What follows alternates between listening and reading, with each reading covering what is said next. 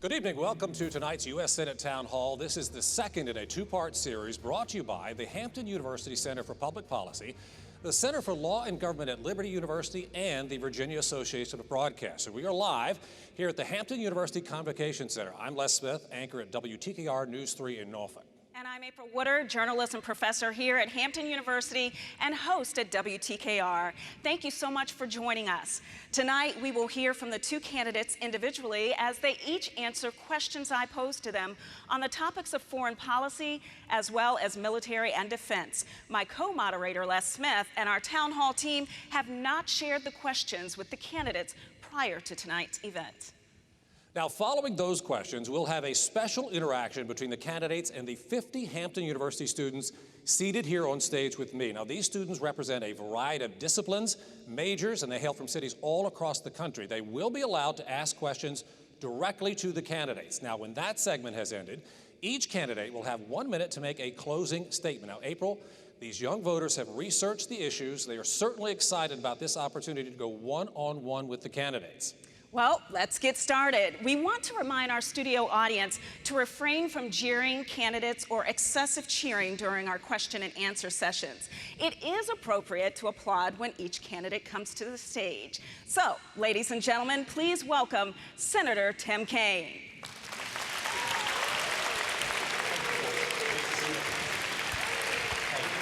Senator, welcome. Good to be here. Thank you. How are you? I'm great. Good to be back at Hampton, President Harvey and others. So good to be with you. Wonderful. So good to have you with us. All right. Well, the New York Times recently did an article on the Kavanaugh hearings and how they were perceived worldwide, from South Africa to Scotland. Now, a person from Sydney, Australia commented and said, quote, "America truly is the laughingstock of the world." Did the hearing or subsequent information change your opinion about confirming Brett Kavanaugh? And are you concerned about how the world views the United States? April, I'm always concerned with how the world views the United States. The hearings didn't change my point of view because I met with Judge Kavanaugh after reading his opinions, law review articles, and what documents we could get from the administration.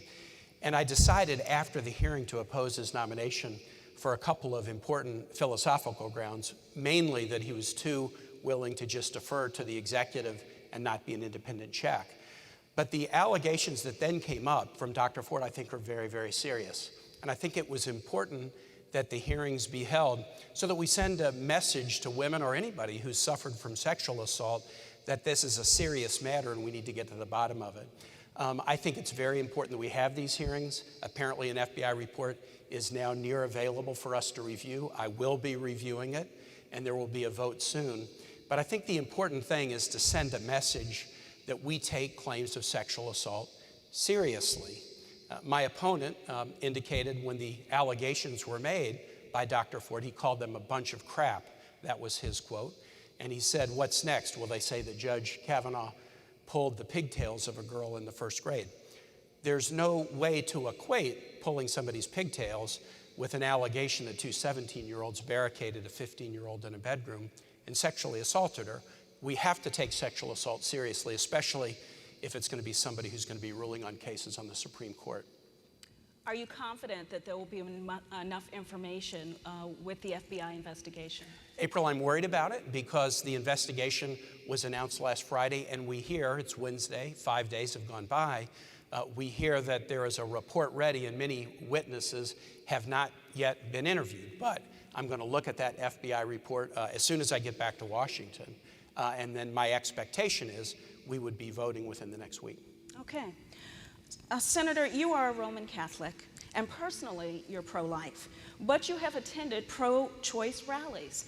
And NARAL, Pro-Choice America, has given you a score of 97%. Many believe that this is sending mixed signals to everyone and that it can be perceived as hypocritical. Can you set the record straight? I can. Look, I take an oath to uphold the Constitution. This came up when I was governor. I'm also against the death penalty, but the laws of Virginia are passed by the legislature that the death penalty is the law. And so when I put my hand on a Bible and I swear that I'm going to uphold the Constitution and the laws of the country, I don't cross my fingers. I take that oath and I mean it. And so with respect to abortion, yes, my church teaches that abortion is wrong. And that's the way I've lived my life from my very earliest days. That's the way I've lived my life. But I don't think the job of an elected official is to use the criminal law to criminalize people who reach a different conclusion about this. And obviously that's what Roe versus Wade was. Roe versus Wade said that states could not use the criminal law to criminalize, prosecute, and even jail women for making their own reproductive health care decisions. This is a significant distinction between me and my opponent. He wants to overturn Roe versus Wade, and I actually think that is the right policy as a matter of law. But I encourage everyone to live their faith. All right. Suicide rates among younger veterans, ages 18 to 35, that have served in Iraq and Afghanistan have jumped, despite efforts, decade-long efforts to thwart the problem. Rates have risen 30% since 1999. So what specific solutions do you propose to treat PTSD and other issues causing mental break in the military members? April, this is a very important issue, and I'm a member of the Armed Services Committee in a state that's the most militarily connected of any. You know this so well here in Hampton with the VA hospital and the shipyard so close. I'm also one of the few senators that have a child in the military. My oldest boy is a Marine infantry commander. And so the issues of mental health in the military are very powerful. There's a stigma in society, and that stigma can even be sharper sometimes in the military. And what the research has tended to show is that the cause of suicide is interesting. It's not just post-traumatic stress, but people in the military, like in my son's platoon, he's had 2 deployments overseas, are surrounded by a support group that is so tight.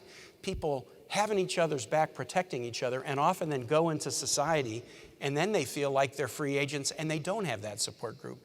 And that's where people are at risk. And so what we need to do is have strong programs within the military to make sure that people understand that seeking mental health services is the same thing you ought to do if you had a broken arm. There should be no stigma to it. But then we also have to make sure that once people leave the military, that they continue to be surrounded by a social network of friends and allies and places where they know that they can go get help. That's something I take real seriously as a member of the armed services community in this state where we're so connected to the military. Okay, I'd like to talk about the tariffs in China. President Trump is willing to put tariffs on all 500 billion Chinese goods imported into the United States, with China being Virginia's biggest export market for products like pork and apples and wine. How do you reassure Virginia farmers? Well, April, I'll go further because the president's also putting tariffs on Canada and Mexico. And Canada and Mexico are our second and third largest trading partners. And so this is a real serious thing. The president is right that China is a challenge for us, and we have to take action. So China undercuts American industries by subsidizing tire companies, for example, to dump tires in the American market to hurt American jobs.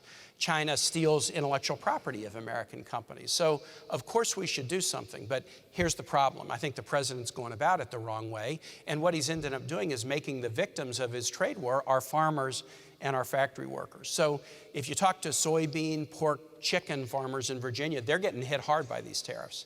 If you talk to the folks who work at the brewery up in Williamsburg, I know nobody's been there, but aluminum cans cost more, and that affects their jobs. Or the folks building Volvo trucks in Pulaski in Southwest Virginia, their costs go up, and that hurts jobs.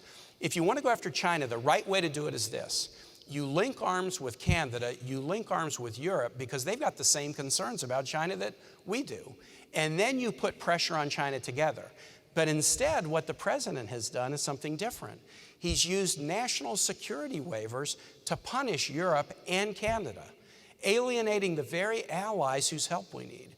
And when you use a national security waiver against Canada, the longest undefended border in the world is between the United States and Canada. When I visit our troops overseas in Iraq and Afghanistan, Canadians are fighting side by side with Americans.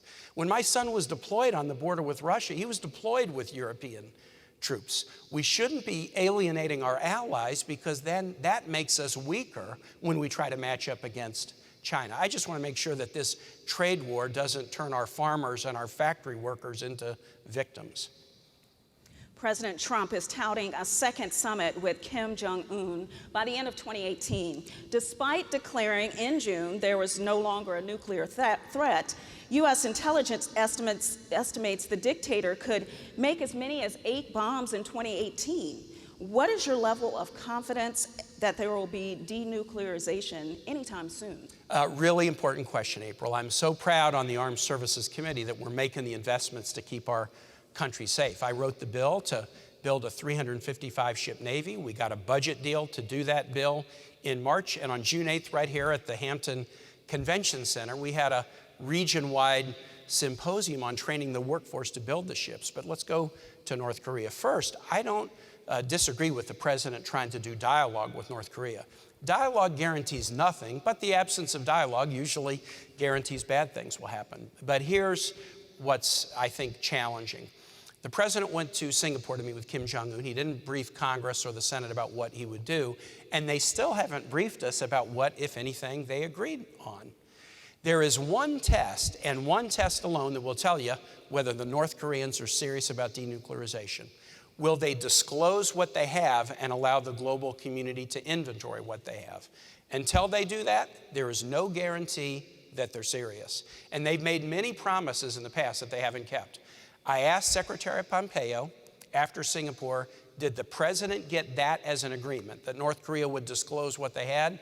And he either didn't know or wouldn't tell me, but as of yet, we've seen zero evidence that North Korea is taking that first step to denuclearization. In fact, yesterday, the South Korean intelligence and military agents put out an estimate that said that North Korea could already have as many as 15 or 20 nuclear weapons. So the claim that we have a deal, I think, is overblown. We have to see if they'll agree to let the world see what they have before we know whether they're serious.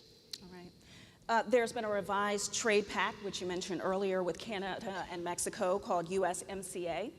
And the deal is highly beneficial to tech and pharmaceutical companies, but there also is an opportunity to open up Canada's dairy market for U.S. farmers. So that could be really good news for the dairy farmers in Virginia.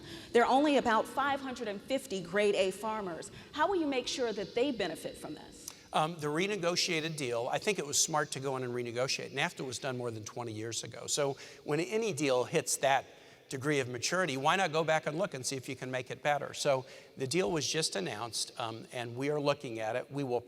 Congress has to approve it, and the likely approval vote is not going to be until early in 2019, because there have to be studies about, just as you point out, it may help some sectors and hurt others. So the International Trade Court, the ITC, and others have to analyze it. But my test will be, is it good for Virginia? You know, Virginia is not only a state with a strong economy, we're also a state with a port. I've done an awful lot of work with the port as governor and senator. We have an international airport at Dulles, hundreds of nonstop flights a week to foreign cities. We are very connected to the global economy. The biggest Virginia industry sector is still ag and forestry. And so how our manufacturers and our businesses and our farmers and foresters look at this deal as it is played out over the months, and whether it is fair on both labor protections and environmental protections, that's what I'll be looking at before we have that vote in 2019. All right, thank you so much, Senator Kaine.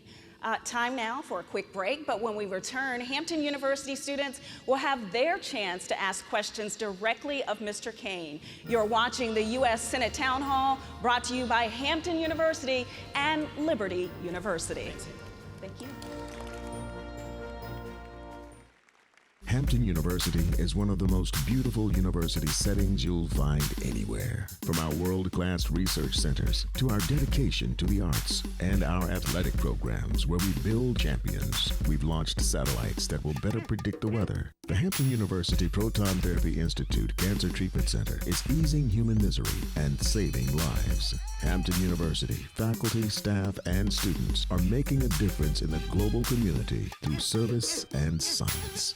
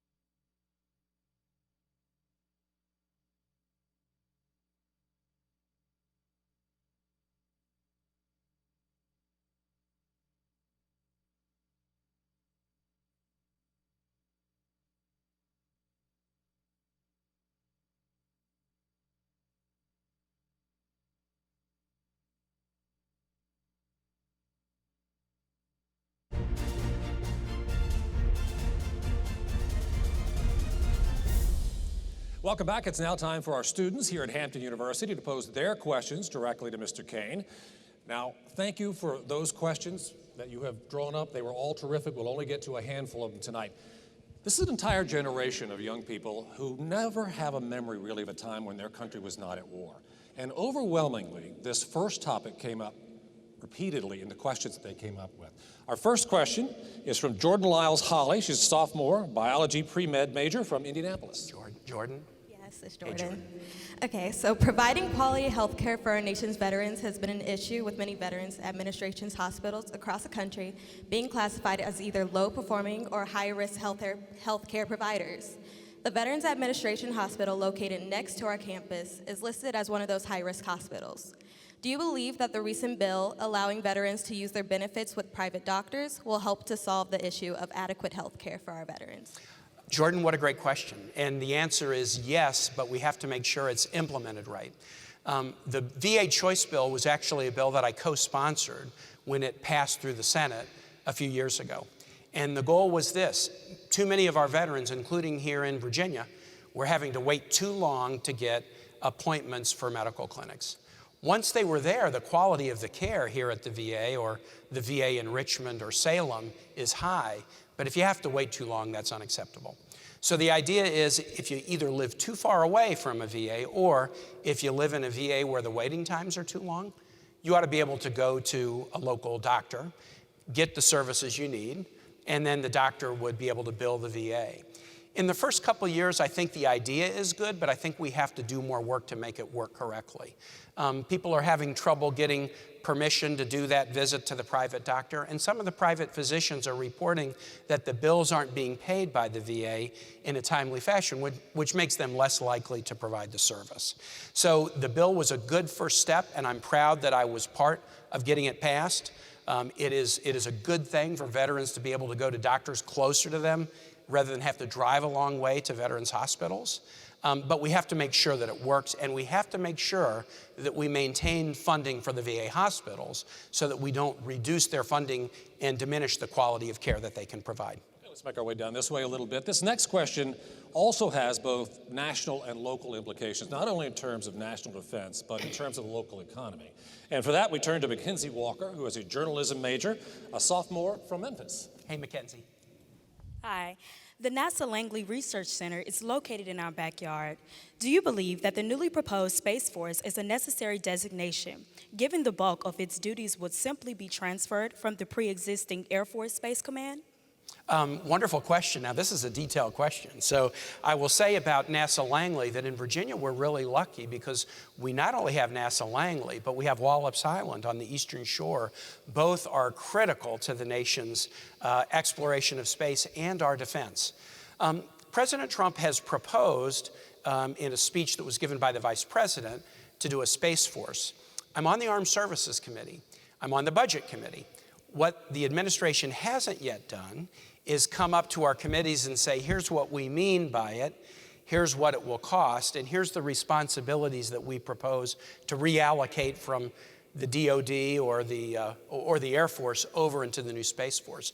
So right now I would say basically it's an idea, but they haven't come up and told us what's broken or what could be improved if we create the Space Force. I'm very open to the conversation. You know, again, being on the Armed Services Committee from Virginia is a fantastic job because we're so connected to the nation's military mission.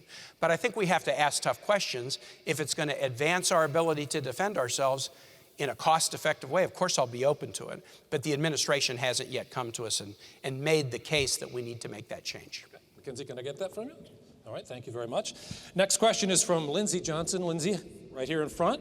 Hey, Lindsay. Lindsay's a sophomore, biology pre-med major from Hughesville, Maryland. Hi. So what level of military support should the U.S. provide to countries like Syria and Afghanistan when we neglect to take care of their territories like Puerto Rico? And how do we justify the millions of dollars being poured into those countries and not our own? Wow, what a great question. Well, let me take it in reverse. Puerto Ricans are U.S. citizens, right? So we should never short them in the aftermath of a hurricane or natural disaster. We shouldn't treat citizens from Florida or Texas one way and treat folks who live in Puerto Rico worse because they're American citizens. And I think that was a serious challenge in the aftermath of Hurricane Maria. But how about why should we spend dollars in Afghanistan or Syria? I think we've been at war for now 17 years in Afghanistan. And I think what we need to do is define what the mission is right now. I've been trying to get Congress to rewrite the initial war authorization from 2001 to define what the mission is now. And I think the mission should be defined as we want Afghanistan to be stable enough so that if the U.S. presence departs, and the number of U.S. troops in Afghanistan has come way down, that turmoil in Afghanistan would no longer threaten the United States or its allies. We're not there yet, but we have largely handed over the defense of Afghanistan to their own military and police force. Syria is a very serious challenge, a humanitarian crisis of significant mode. But I don't believe that the current legal authorizations for war cover U.S. activities in Syria. I have a very strong belief, maybe it's because of who Virginia is and having a kid in the military. I do not think the United States should ever be at war unless Congress has voted on it. And there hasn't been a congressional vote on Syria, but President Trump has fired missiles at the Syrian military and put U.S. troops there. So I think it's time for Congress to have that debate, ask what the mission is, and see whether Congress supports it rather than allowing a president, any president, Democrat or Republican, to basically conduct war without a debate and vote of Congress. This next issue was one of the most contentious of the 2016 campaign, and you were smack dab in the middle of it. I remember that. Yeah. And for that, let's turn to Alton Benson. He's a sophomore, marketing major from La Plata, Maryland. Alton. Senator Kaine, what is your stance on immigrants seeking asylum, taking up residency in Virginia? So my stance on immigrants seeking asylum. So immigration and then asylum status, which is a separate kind of a part of immigration. On immigration, look, immigration, big picture, has helped Virginia. When I was born, 1 out of every 100 Virginians was born in another country. And we were poor. We were bottom quarter per capita income. Today, 60 years later, 1 out of every 9 Virginians was born in another country, and we're top quarter per capita income. In fact, no state has moved farther from back to front than Virginia in the last 60 years. It's only North Dakota and Virginia that have gone from bottom quarter to top quarter. North Dakota discovered oil. What did we discover? We discovered if you break down walls between people, if you let folks go to school together regardless of their skin color, if you welcome people regardless of the country they were born in, if you let women go to universities like UVA, which we weren't doing then, we'll be stronger. So immigration generally has been a positive. Of course, there's always challenges that you have to grapple with, some law enforcement challenges and others, and that's why I have supported comprehensive immigration reform that would increase border security, but also provide protections for dreamers, visa reform, and even a path to citizenship for folks who are willing to work for 13 or 14 years, pay taxes, take criminal background checks. The issue of refugees and asylum is a little more narrow. The United States has always been willing in times of tragedy in other countries to join forces with other nations to let people come here if they're fleeing civil war, poverty, disasters, climate change. And I don't think we should be shutting that down. President Trump recently announced he wanted to dramatically reduce the number of refugees that the United States would take. In my view, if somebody is fleeing persecution and we can vet them well enough to know that they'll be safe here, the United States shouldn't be heartless to people who are seeking refuge from countries that are under civil war or disaster. Well, the president says that if we don't have borders, we're not really a country, and we need a border wall. What's wrong with that concept? Well, but that's kind of a false argument. Who's saying we shouldn't have borders? Of course we need borders. In the immigration reform bill that we voted on in 2013, we voted for $40 billion of border security. $40 billion over 10 years. We offered the president in February a deal that was $25 billion of border security over 10 years, and he turned it down. The wall is not the only answer. If you go to the border now, you'll see wall, you'll see fence, you'll see mountains, you'll see rivers, you'll see some drones and underground sensors. We just want to make sure if we're going to spend the money, let's spend it wisely. Do you know that 40% of the people who are in the country illegally come in on visas and then overstay the visas? How would a wall help that? You could build 1 million-foot wall and it wouldn't stop people who are here and overstay visas. So let's just make sure if we're going to spend the money, that we spend it the right way.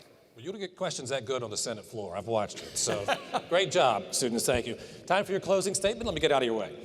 Well, again, it's so good to be back at Hampton. I loved working with Hampton on the Proton Therapy Center when I was governor and on cyber scholarships as senator. Elections are about choices. The theme of my campaign expresses my belief. The theme is a Virginia that works for all. It's about Virginia. It's about the centrality of work. It's about for all. And my whole life as a civil rights lawyer and teacher at the University of Richmond and now elected official has been about opportunity for all. If you elect me to the Senate, that's the spirit in which I will govern, a Virginia that works for all. My opponent's theme is take back Virginia. Take back Virginia. And he's governed that way too.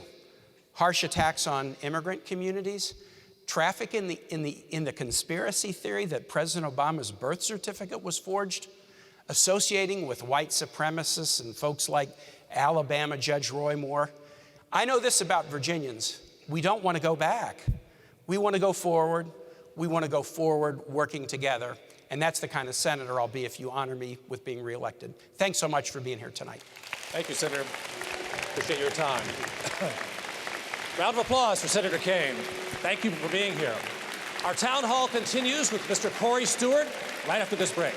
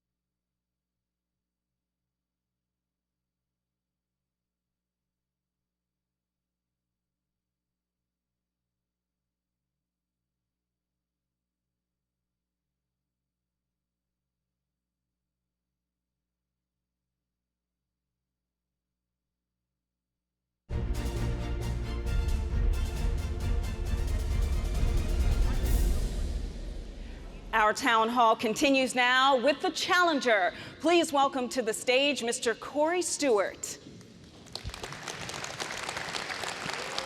How you doing, man? Hey, guys. How are you? Okay.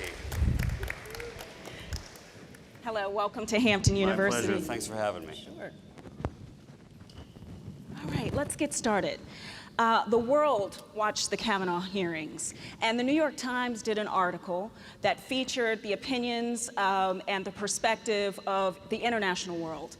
One of the people from New Zealand said, "I watched in despair," and this is a quote, "as America slides back into the dark ages and loses its reputation in the international stage," end quote. Did your opinions at all change based on what you saw at the hearings? Should Kavanaugh be confirmed? And are you concerned at all about the impression that the world has of the United States? Yeah, it's an absolute circus. What's happening in the United States Senate is a national disgrace. And here's the thing. So while you have these guys who are listening to these unfounded accusations, rumors and innuendo that date back 36 years ago to when he was in high school, they're not looking at their own Senate. Because what we just found out was that the United States Senate and the rest of Congress paid $17 million and 268 separate sexual harassment and racial discrimination claims against, wait for it, United States members of the Senate and members of Congress. So, and that didn't happen 36 years ago. That happened as late as this year. $900,000 was paid out alone last year to settle sexual harassment claims and racial discrimination claims against United States senators. Now, when I challenged Senator Kaine last night to release the names of the members of Congress who have been accused and settlements resulting, who have been accused of racial discrimination, who have been accused of sexual harassment, he refused to release the names. And then he said, well, he asked for more information. But in his own letter, dated December the 7th, 2017, Senator Kaine said he would not release the names of those who were accused. But yet again, it's okay to believe accusations. And I don't know about the rest of you, but false accusations do happen. Is it right to just expect that he's guilty based upon an accusation that is inconsistent? I think that's wrong. And I think that there's a double standard. And I think that if the Senate wants to go after somebody for something they may have done 36 years ago, they need to start at home, right in the United States Senate, and clean up their own act first. I appreciate your answer, but I did ask you, yes, did I your would opinions confirm him. change? Have your opinions changed? My opinions have changed of the members of the Judiciary Committee who are behaving like buffoons and who are embarrassing the entire country over this despicable act of taking down the character of a good man after accusations of 36 years ago. That's how my opinion changed. So what were your impressions of Dr. Christine Blasey Ford? You know, I think the fact is that, she's troubled. And it's clearly that something has happened to her that's very terrible and distressing. But was it Judge Kavanaugh? Is it okay to just assume that these accusations, these rumors are true and just convict him based upon these accusations? I don't think that's right. So I think that what the United States Senate Judiciary Committee has not just drugged Judge Kavanaugh through this, but they've drugged her through this as well, and her family, and Judge Kavanaugh's family, and all of America through this circus. It's time to vote, and it's time to confirm him. And yes, I absolutely would vote to confirm him. And final question, do you feel that there were inconsistencies in what Kavanaugh had to say that day? I think, when you're talking about, something that happened, recollections from 36 years ago, this is why we have a statute of limitations in this country. This is why we have a presumption of innocence, not of guilt, because recollections change. And he's trying to remember what happened 36 years ago. She was trying to remember what happened 36 years ago. This should have been tried in a court of law, not in front of the kangaroo court in the United States Senate. All right. In the past, you have defended the Confederate flag as a symbol of heritage, not hate.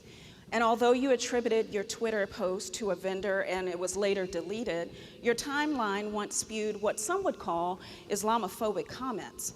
Are you concerned about the way that you may be perceived by the world, starting with the students here at Hampton?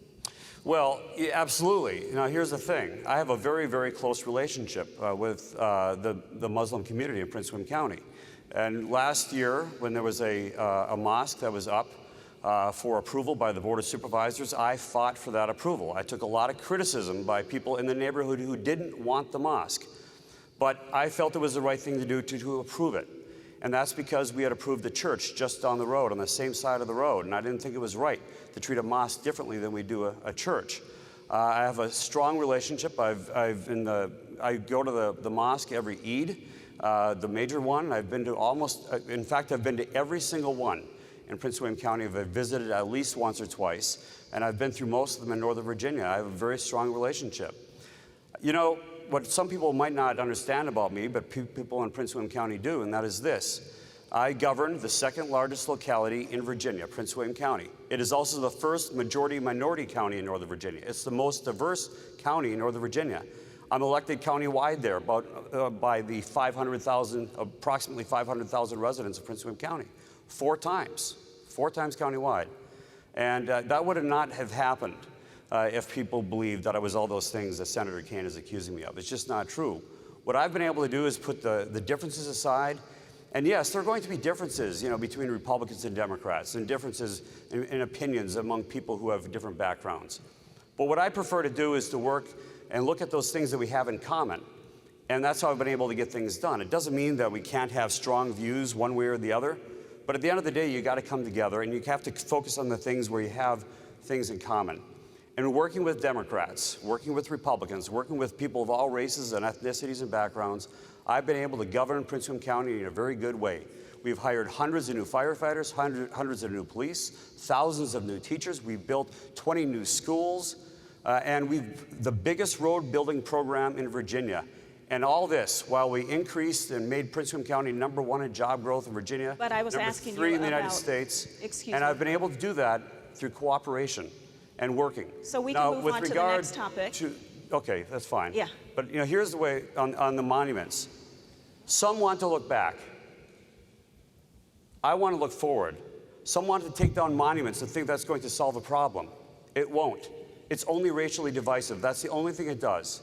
It doesn't fix a single problem. So is it a symbol of heritage or hate, in your opinion? In my opinion, it's a symbol of heritage. Okay. Some have differences of opinion, and I understand that. I appreciate your answer, but I want to get to some of the other topics. All right, let's move on.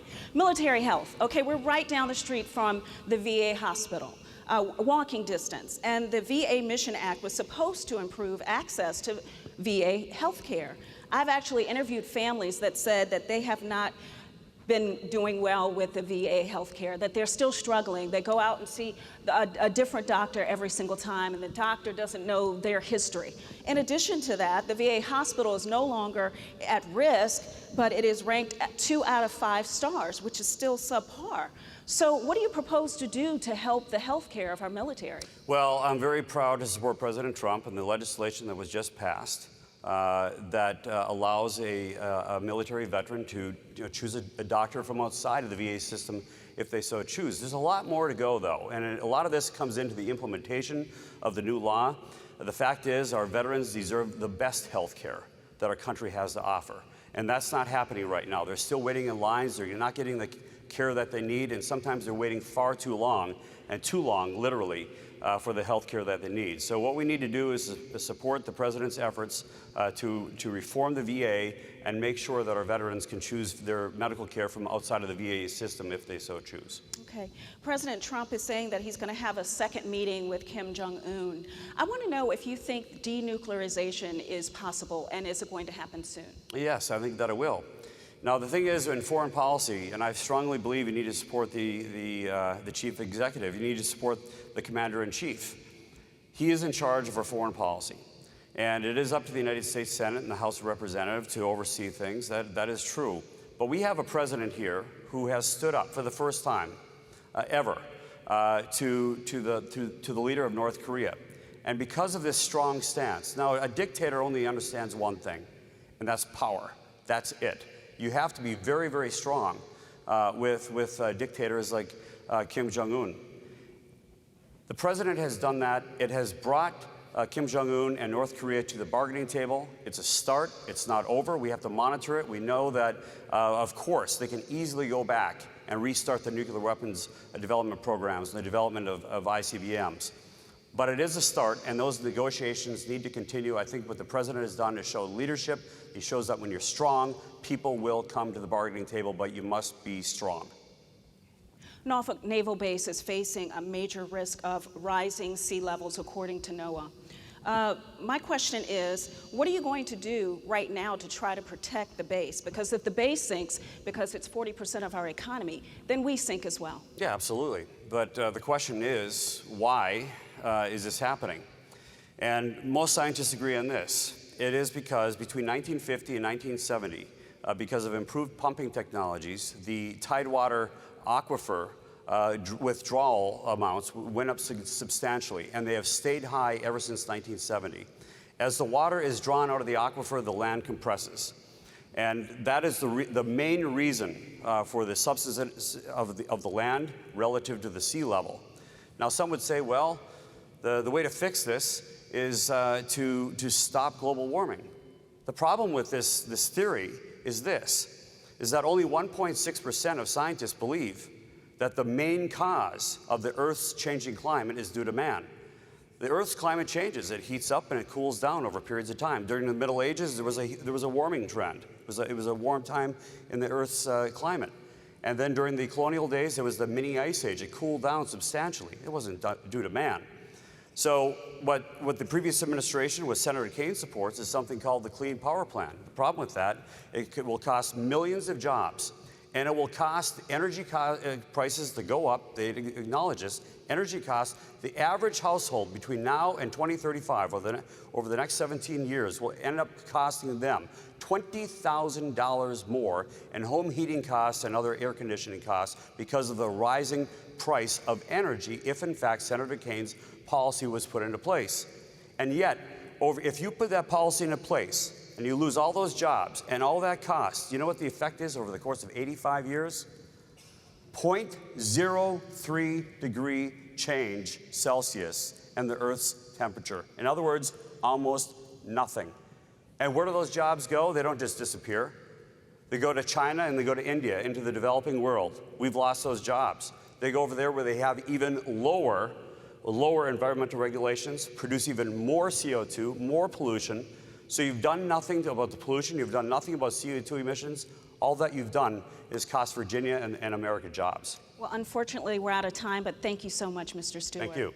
Sure. Up next, our students are ready for their turn to question Mr. Stewart. That's coming up next. We'll be right back to our U.S. Senate Town Hall here at Hampton University.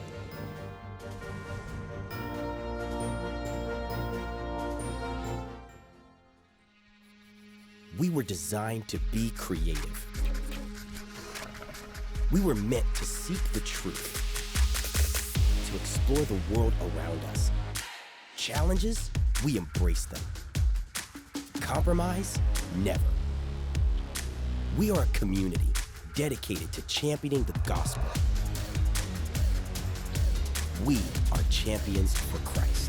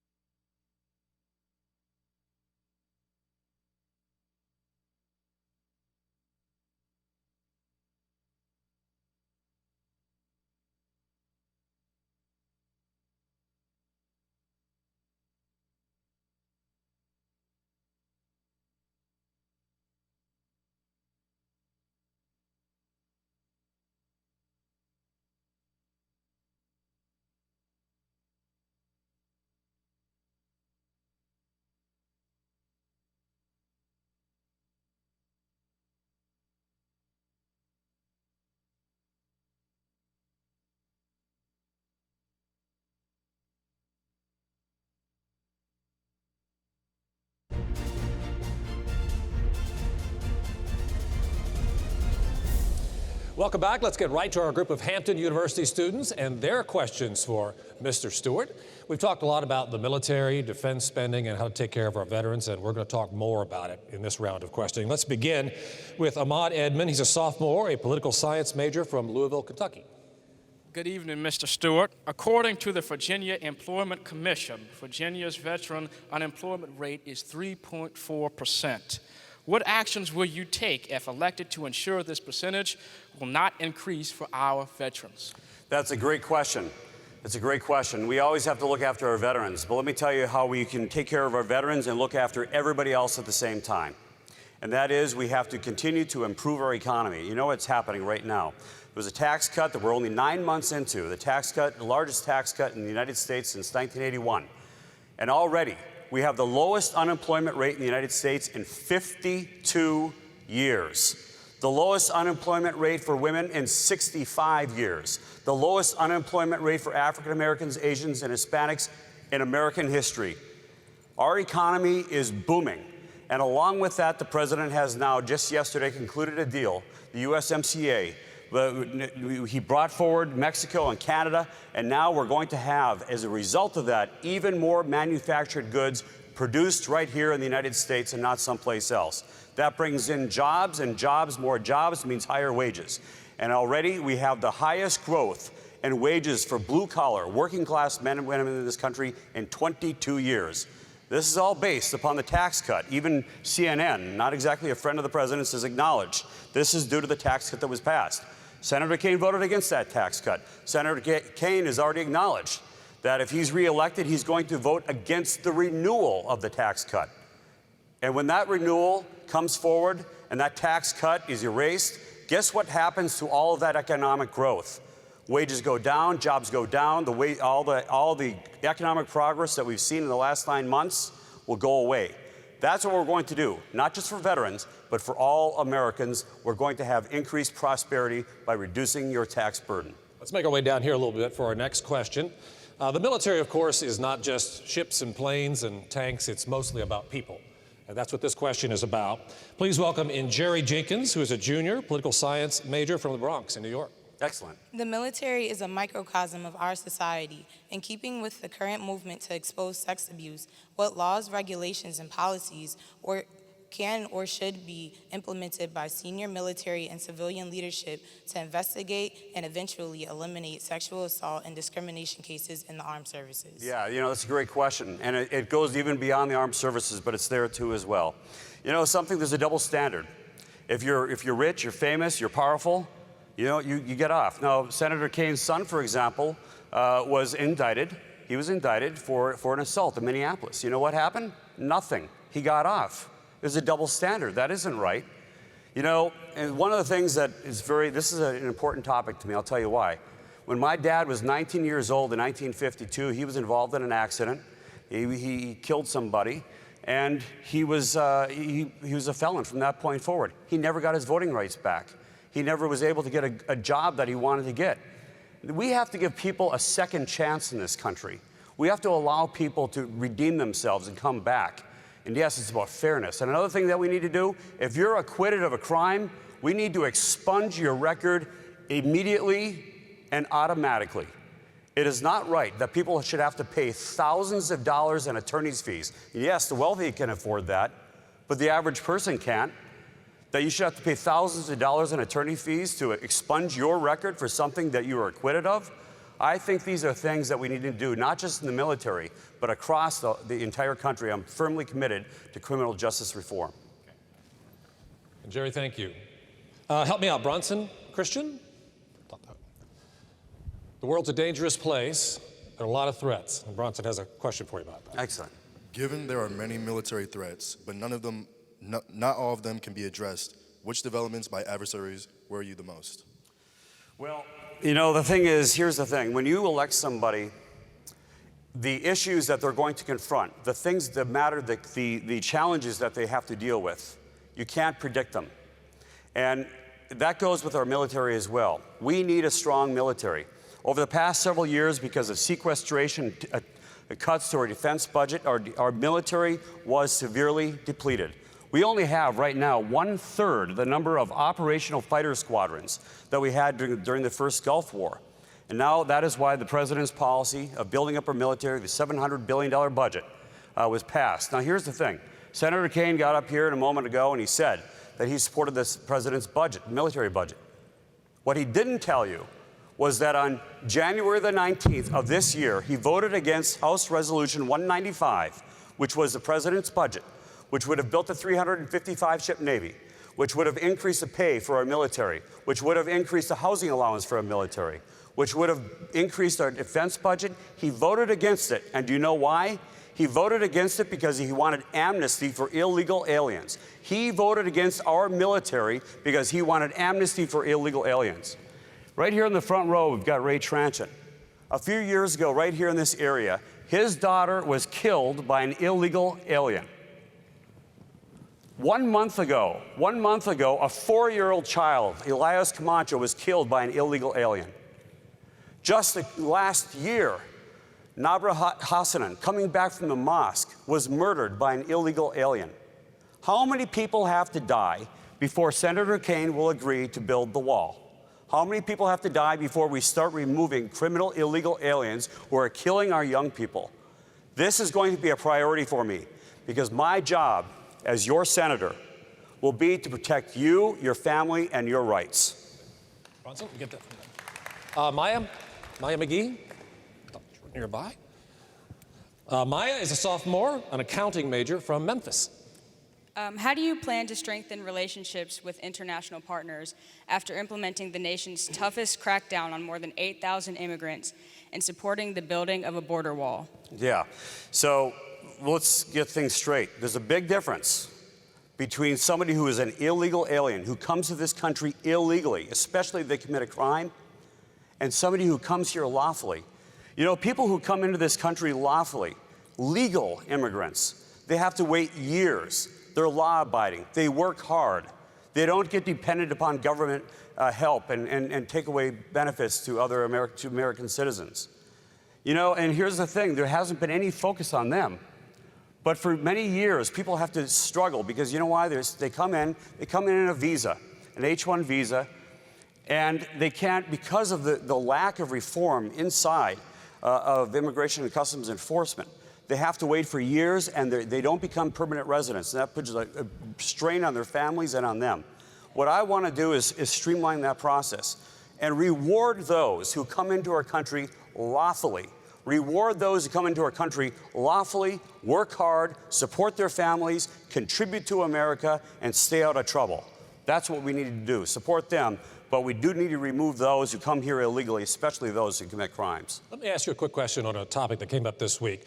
The Trump administration started to deny visas to same-sex partners, diplomats, and UN employees, which meant they couldn't bring their partner with them. Why should somebody be punished for who they love? Well, I don't think that's a matter of punishment. What we're talking about, and by the way, we're not talking about U.S. citizens here. We are talking about foreign employees of foreign entities, including the UN. That's what we're talking about, international entities like the UN. Now, with regard to that, my concern, all of our concern, should be about the rights and the welfare of American citizens. America first. Now, what the administration wishes to do with regard to that, you know, that's up to it. But I am concerned first and foremost about American, U.S. national security interests and U.S. citizens. Okay, with that, we have come to the end of our time. Let's ask you to take center stage and give us your 1-minute closing statement. Thank you, Mike. All right. Well, thank you for having me here. I want to let you know something. I've been governing a very large jurisdiction, the second largest in Virginia. I've been governing, it's the second largest. It is the most diverse in Northern Virginia. And during that period of time, I've made it #1 in job growth, #1 in Virginia, #3 in the United States. We've been able to build schools, roads, because the state wasn't doing its job. And we did it by cooperating. I've been able to work with Democrats, Republicans, people of all backgrounds to get the job done. And that's what I'm going to do in the United States Senate. And yes, I will stir things up because I think the U.S. Senate is broken. I think it's severely broken. And I see a lot of hypocrites out there who are putting a man to shame for something that allegedly happened 36 years ago, and I think it's just despicable. But one thing I will do, and I can promise you this, that regardless of your party, regardless of your race, regardless of your ethnicity, we will work together and improve the quality of life of all Virginians and all Americans. Thank you all very much. Thank you very much. Thank you very much. Thanks a lot. All right, great. All right, while we have a second here at the end, can we have a big round of applause, not just for Mr. Stewart, but for our students? How about those questions? I really wish our audience had a chance to read all of them. You know what the greatest thing would be is we could just put them all online on the website somewhere. That'd be great. Because as I said before, every single question that they came up with was as good as the ones you heard on stage tonight. You heard Senator Kaine and Mr. Stewart both say, that's an excellent question, that's an excellent question. Well, they don't say that to a lot of the Washington reporters, okay? So we have a big advantage over those Washington folks. Absolutely, and they came with 4 and 5 questions, so they had more questions to go if we had more time. Yeah, you may not know that about the process, but they all had detailed questions for both candidates. They were not just assigned to talk to one candidate or the other. They had detailed questions for both candidates. So no, it was very difficult to come up with a way to pick those questions. Absolutely. Well, that wraps up tonight's town hall. It's been a 2-part town hall series brought to you by the collaborative partnership between Hampton University Center for Public Policy and the Liberty University Center for Law and Government and the Virginia Association of Broadcasters. Now, don't forget, the most important thing, Election Day is November 6th. No matter who you support, get out there and vote. We thank you for joining us tonight. Have a great night. Good night.